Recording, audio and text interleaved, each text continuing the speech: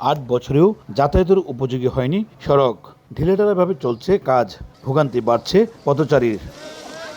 2017 সালে প্রকল্প অনুমোদনের পর 2018 সালের 1 জুলাই শুরু হয় ব্রাহ্মণবাড়িয়া আশুগঞ্জ থেকে নবীনগর পর্যন্ত প্রায় 20 কিলোমিটার আঞ্চলিক সড়কের নির্মাণ কাজ।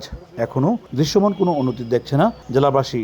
অর্ধনির্মিত রাস্তায় অল্প বৃষ্টিতে জমে যায় পানি, মাঝে মধ্যেই ঘটে ছোট বড় দুর্ঘটনা। বর্তমান যে ব্লকগুলো আসছে এগুলো খুবই মানসম্মত নয় আর কি, এগুলো খুবই নিম্নমানের। ভালো সিমেন্ট দিছে না, ভালো দিছে না, কনাও দিছে না। যদি ভালো জিনিস দিত তাইলে আপনার বাংলা হইলে না গাড়ি ঘুরে মনে করছেন উল্লা ফরিতে গেল মাঝে মাঝে বাঙ্গার মতো জায়গা মানুষ উল্লা ফিরা জায়গা এমন জায়গা।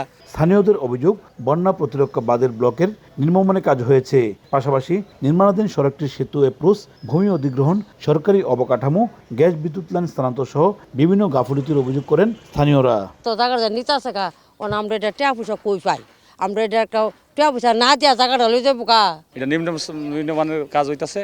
এখানে উদ্বোধন কর্তৃপক্ষের সাথে আমরা পরামর্শ করে কিন্তু আমরা বললাম কাজটা সঠিক হয়নি। যদিও কাজের গাফিলতি দায় স্বীকার করেনি ঠিকাদারি প্রতিষ্ঠান, তবে দ্রুতই সড়ক চলাচল উপযোগী করার আশ্বাস দিয়েছে সড়ক ও জনপথ বিভাগ। বুলাক টিপ দিলে ভেঙে যাবো, হাইড্রোলিক করলে দিয়ে একটু বুলাকের কোনাকানিতে একটু আনি এবার সে বউই। বাকি এলএ কেসগুলো যদি আমরা প্রাক্কলন জেলা প্রশাসক মহোদয়ের অফিস থেকে পেয়ে যাই, আমরা অর্থ প্রদান করে জমিগুলো পেয়ে গেলে আমরা দ্রুতই কাজটা শেষ করতে পারবো। প্রায় 20 কিলোমিটার দৈর্ঘ্য সড়কটি নির্মাণে ব্যয় ধরা হয়েছে 604 কোটি টাকা।